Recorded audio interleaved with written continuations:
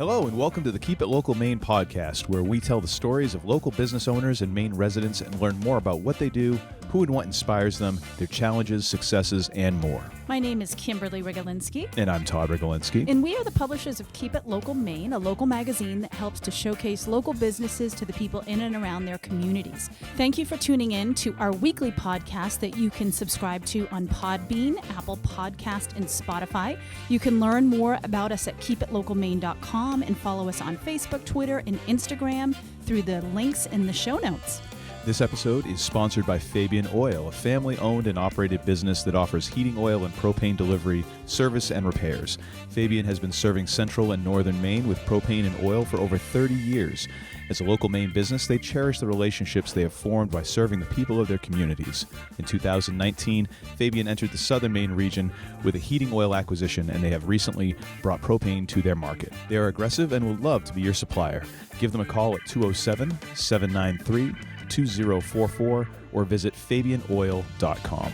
This week, we will be talking to Victor Rios. Victor is a graphic designer, entrepreneur, and philanthropist. For over 10 years, he has owned and operated Exposed Design, providing branding solutions to Maine and New England businesses, both big and small, through digital print, screen print, embroidering, and other specialty products. He is active in his community as a member of 100 Men Who Care, Southern Maine, and sponsors several charitable events every year, including Q97.9 Cans for a Cure, Bonnie Eagle High School Special Olympics, and Peaks Island CMTA Walk. Welcome to the show, Victor. Yes, welcome to the show. Thanks for coming on the show today. Thank you for having me. Appreciate it. Great. Yeah. So one of the first things I need to kind of get out of the way here is you wear a lot of hats with your business. You do a lot of stuff. You're involved with every aspect of what you do. So can you kind of give us an overview of what it is that you do and our listeners as well? Yeah, to the best of my knowledge. Yeah. Isn't it? It's always the way with business. Like, well, here's what I do, I think. Here's until something new what comes along. I've focused and really going headstrong into 2021 for obvious reasons. But I pretty much help businesses, small and large, and even individuals that are working on a project maybe, come up with a marketing solution that usually ends up in the world of a tangible product. So t-shirts is my main thing. A lot of people know me for that. But then embroidered hats or water bottles, specialty marketing items, the meat and potatoes is screen printing. And you started doing, one of the things that you started doing a lot of this year was you started doing customized masks, which has been huge. Yes, I believe as a business owner, and especially a small business owner, and you can relate, I know that, and many of us around here in the southern Maine region, that I work with too, other small businesses, we've had to figure out how to adapt and come up with different products or ways of doing business in order to keep going. Yeah, that's been great. Yeah, we've been really happy with just the work that you've done with us on our apparel, and I think it's just so smart. It's so smart to have your logo and your brand on a piece of apparel that people are going to see over and over again. I think it's a great marketing tool for your business for sure.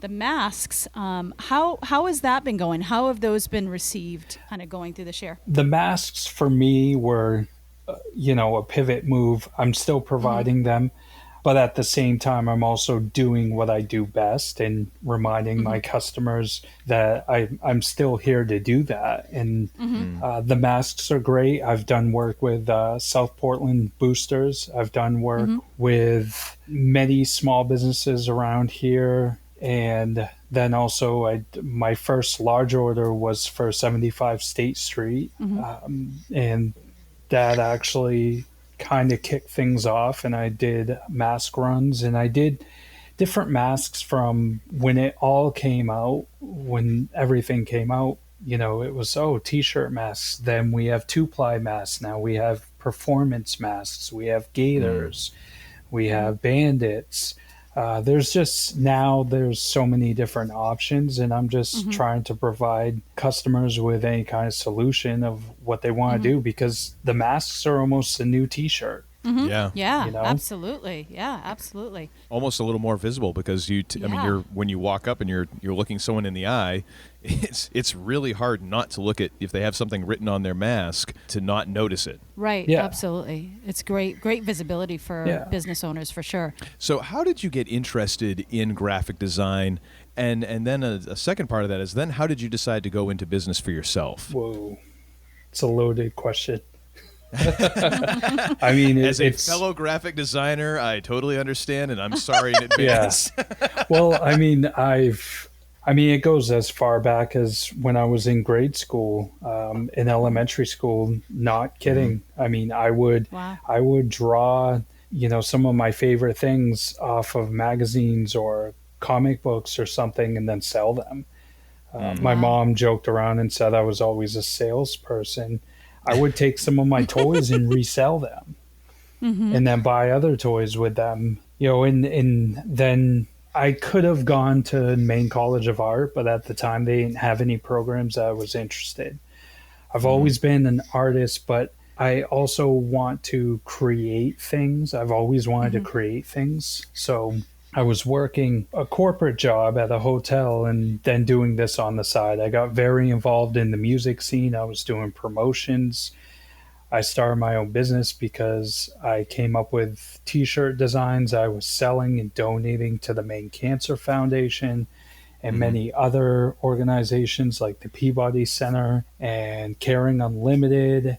And then the business sort of just snowballed. And as I did more events, other business owners saw what I was doing and asked, "Can you make that for me?" That's awesome. And then I went through a lot of different business models.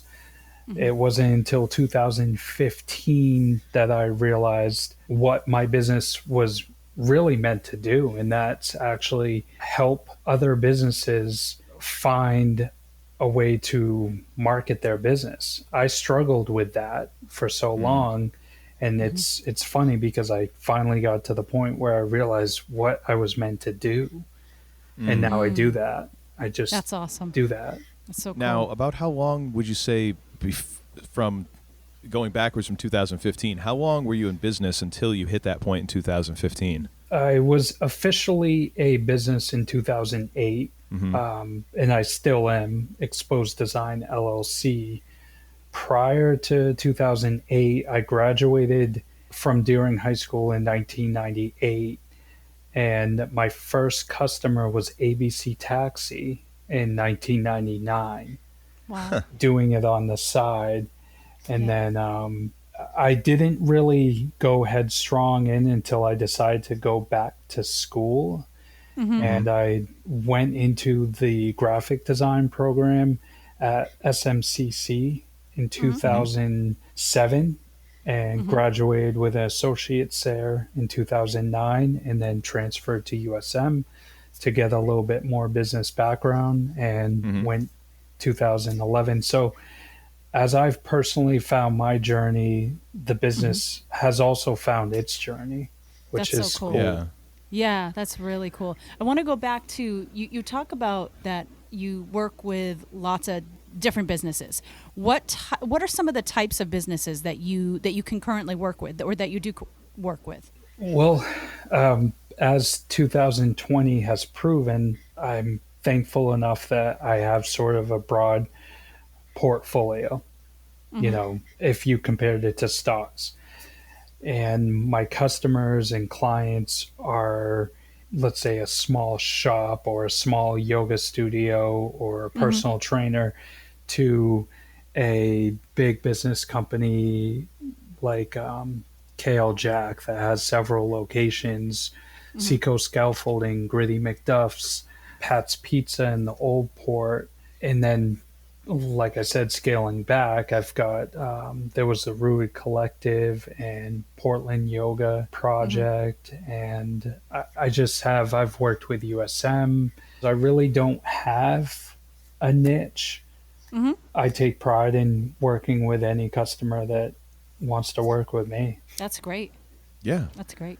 just to go back just a little bit further, but I think it's really interesting how you were in business for that period of time for 7 years, and through kind of your own, it seems like a lot of business owners, the way that they find their business is they have to scratch that itch that they have, and then they realize, oh, I'm not the only one who is looking for this thing, or they start with that. And I think that's kind of a cool journey that you had. At what point did you kind of, what was there something that kind of clicked for you around 2015 when you're like, oh, it all makes sense now? Was there one thing, or was it just sort of you kind of came to that slowly?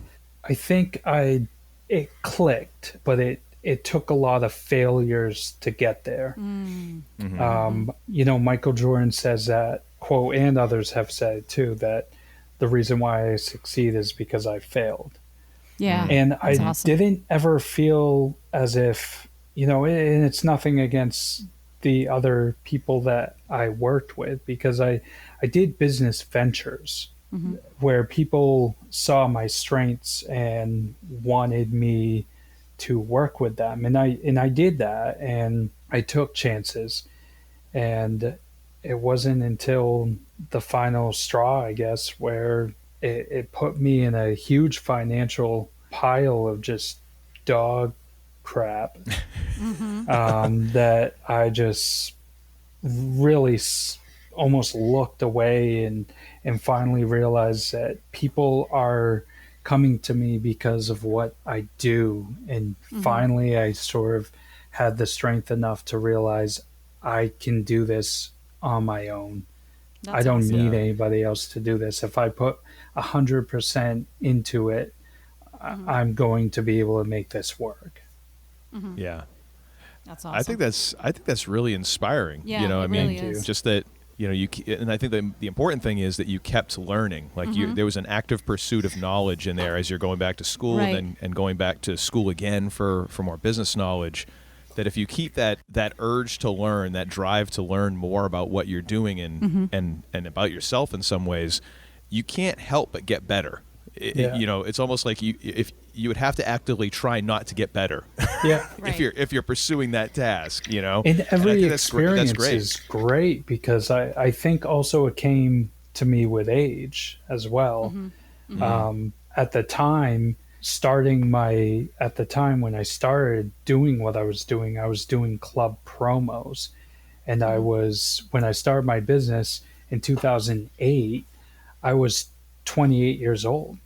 It was incredible because I was in that scene, and I knew club owners, I knew restaurant owners, I knew the old port scene, and I had fun doing it. And then all of a sudden you realize how much work you're putting into it and what is your return. Yeah. And then you change, and then I tried something else. And so I did every single sort of business model that I tried. A lot of people don't realize maybe how many I've gone through, but every single one that I've tried, it was sort of how I was feeling at the time, and I enjoyed it.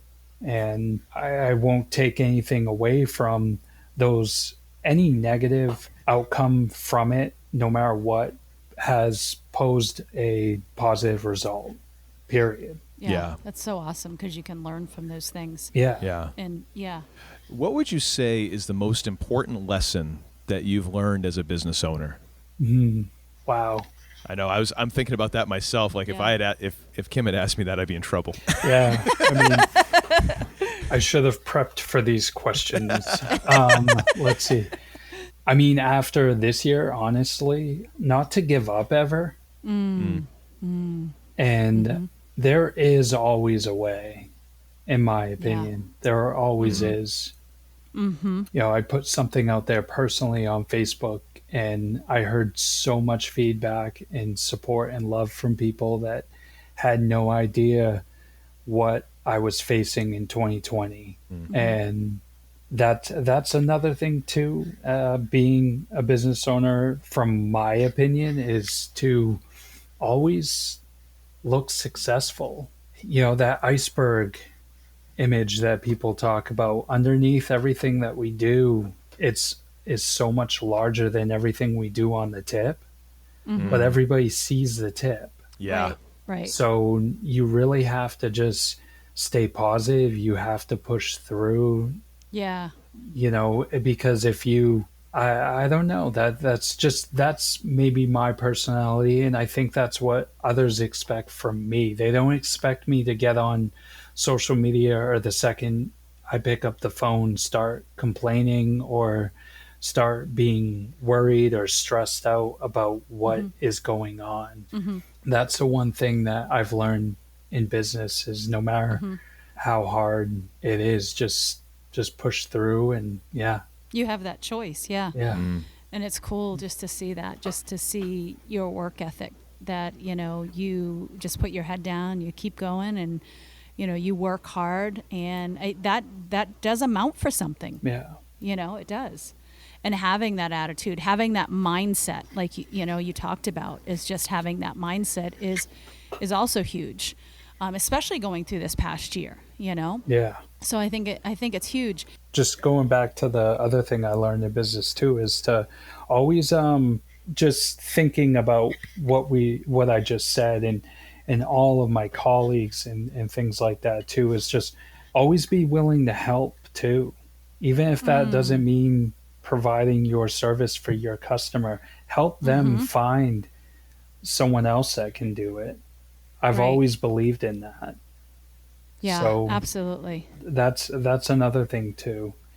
Yeah, that's huge. I think that's huge. That's part of our philosophy is, there's always an opportunity to help someone. And that really, I truly believe that goes a long way. Yeah. For sure.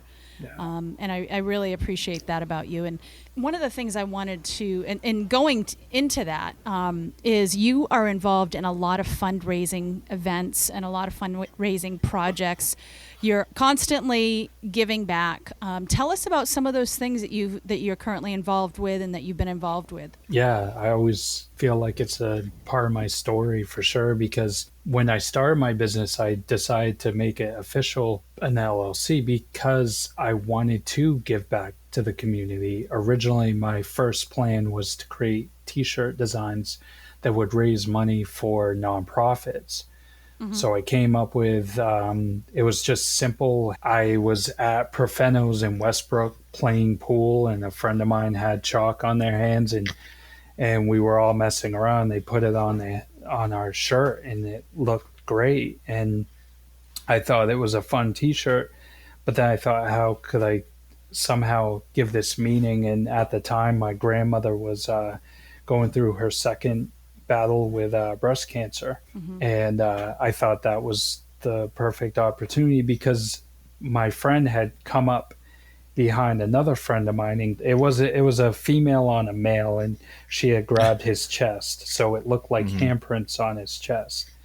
And I just thought, these are mine, representing also getting tested and just embracing, and just a lot of meaning. And it was hard, sort of, because some places didn't want to be involved in it. They thought it was too edgy, but that was the point at the time.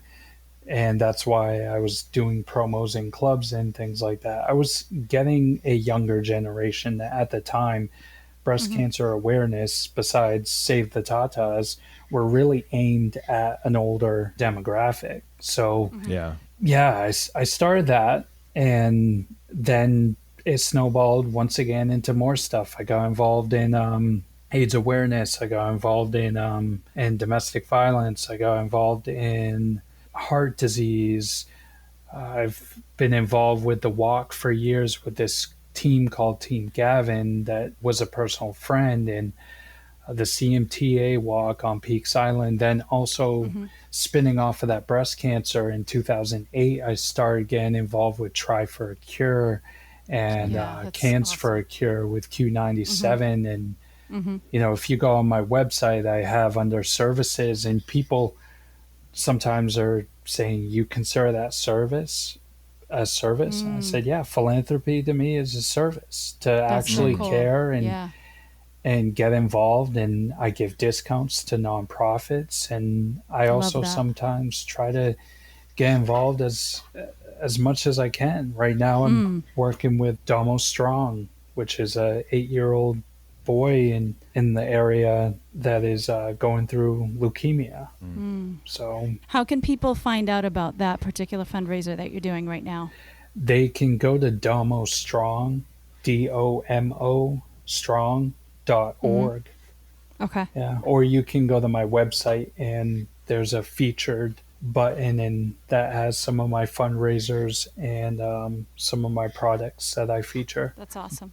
I love the fact that you said that philanthropy is a service. I really appreciate that about you. And I think it's so cool that you have that mindset. Thank you. That, that to be of service to your community is huge. It really is huge. Yeah. Yeah. And I take pride in being able to serve my community. Yeah, and you So should. cool. And you should, yeah. So we are officially now January 2021. It is the time of resolutions, which or the time, as I like to put it, goals, because resolutions to me have never quite worked out. Goals I do much better at for some reason. Yeah. Maybe it's just renaming them, but Yeah. it seems to work for me. Yeah. So my question for you is do you have a big goal for this year, or do you have a goal or two that you'd like to share? So one goal, maybe it's not a goal, but it's something that I'm going to be providing this year to my customers. I'm taking a lot of pride in it, and that's what DomoStrong is. There's one thing that I learned from 2020, and that was I could provide my services, I could reach my customers, I could reach my community, but I really couldn't reach them. I had limitations. I had to put together a Teespring, and a few times that helped different communities throughout all of this, and I just didn't get the response I was hoping for.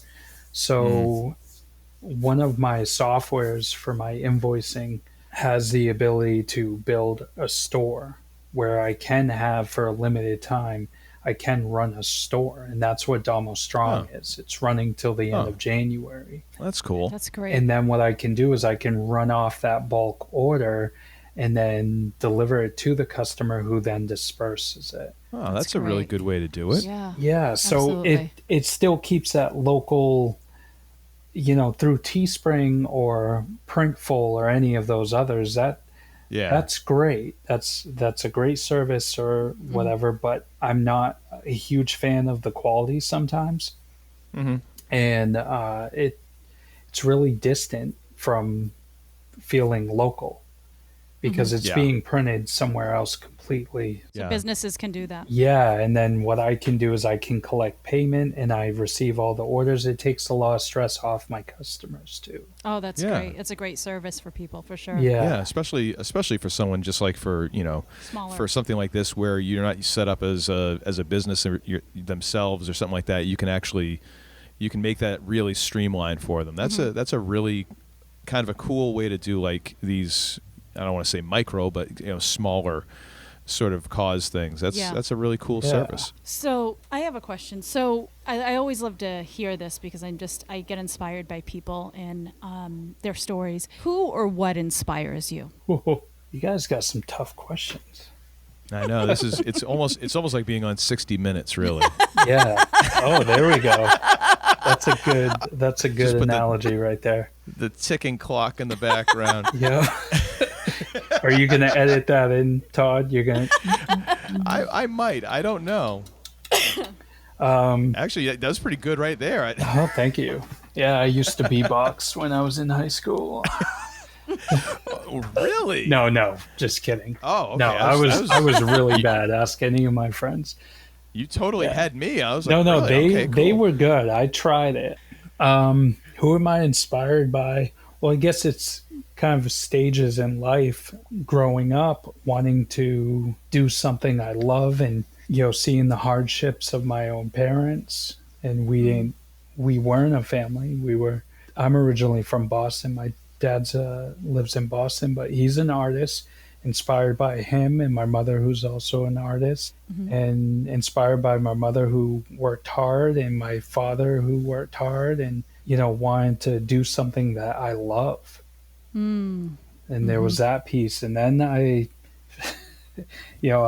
can't deny it. And I don't think any business owner can deny this next one, I might say. But then once you get to a certain point, you're inspired and you're pushed by success and money, to be able to do something you love and get paid for it. Yeah, that's huge. And then you kind of scale back. You get to a certain point in your life where you have to say no to certain things and choose what are you going to do? Because at one point when Todd asked my services, I mean, I could have told you last year even, or maybe, 5 years down the road, I help with printing banners and business cards and websites and credit card processing, and I mean the list went on. And then you just realize how much can you actually do without getting that burn. Yep.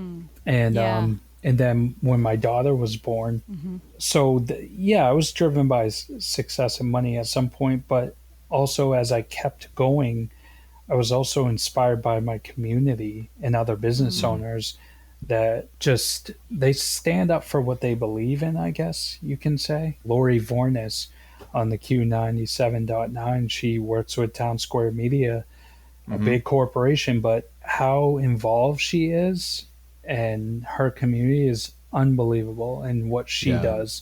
Meredith Burgess, of Burgess Advertisement, when I started my company, she told me just to focus on one thing, and I sometimes wish I had taken that advice, but I'm where I am. But I was inspired by her. She took the time to sit down with me before I started my business and just talk to me. And she taught me, even this, 27-year-old kid that just has this idea, and I think at the time she was the president of a big advertisement firm here in Southern Maine. She sat down and talked with me. That taught me, just, I don't know the exact words for it, but giving people your time. I think that's huge.